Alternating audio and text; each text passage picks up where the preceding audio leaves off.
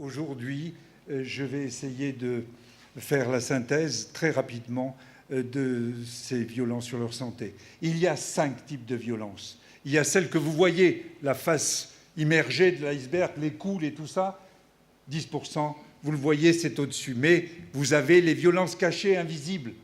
C'est les violences verbales. Et savez-vous que le verbe fait plus mal qu'un hématome?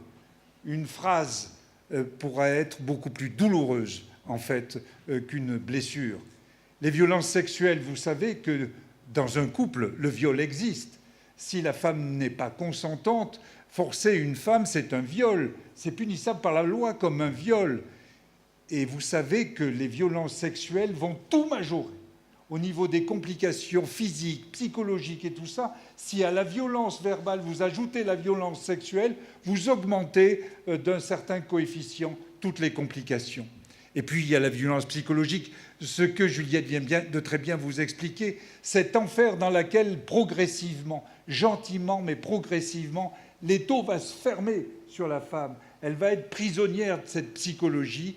Et puis là où ça va devenir finalement encore plus sévère, encore plus dur, c'est la violence économique. Parce que pour garder la femme près de lui, l'empêcher de partir, eh bien, rien n'est plus simple que de couper les vivres. Et là, au moins, vous l'avez complètement à votre merci. Donc, ces 5 éléments de la violence est fondamental à comprendre.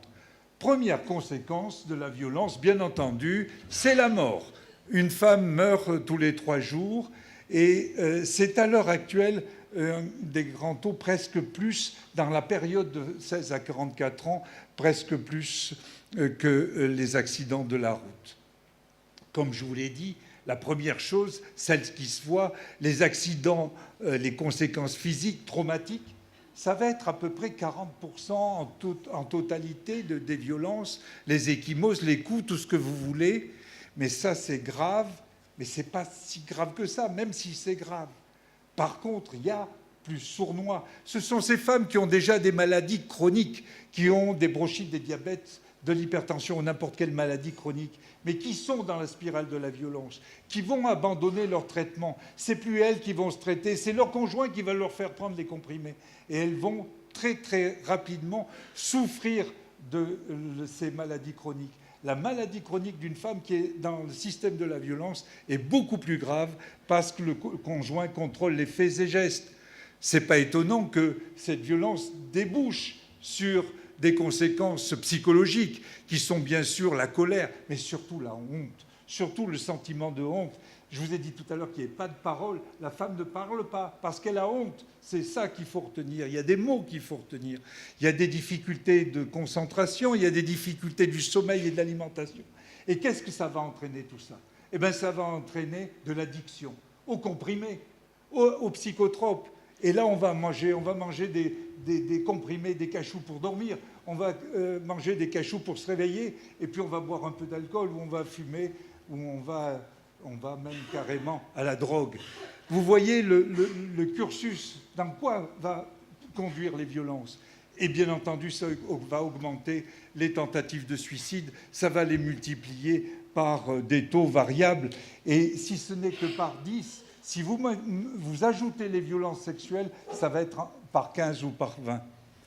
Bien sûr, il y a des conséquences gynécologiques, des troubles des règles, des troubles gynécologiques de tous ordres, que ce soit des douleurs, que ce soit des infertilités.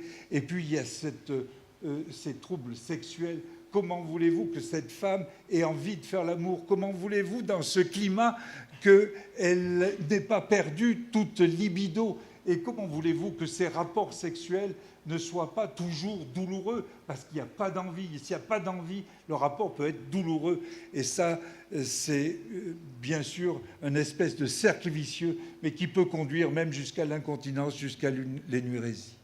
Et là, vous l'avez bien dit déjà tout à l'heure, ce sont les conséquences obstétricales. Quand la femme est enceinte, tout va changer.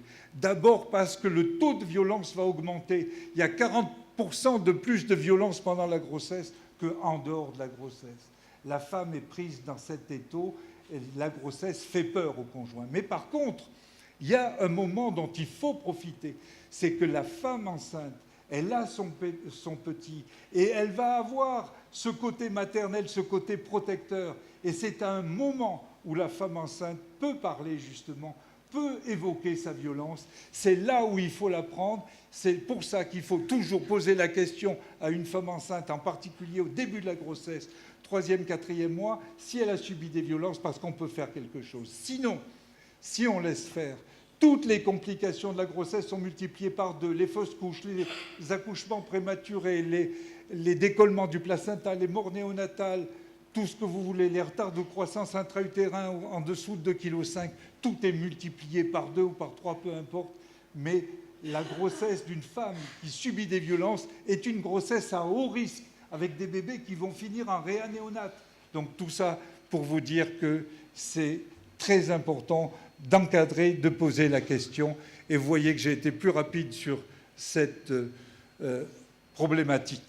Nous, professionnels de santé, nous devons poser systématiquement la question: avez-vous été victime de violences ou d'agressions physiques ou psychologiques? Je vous remercie.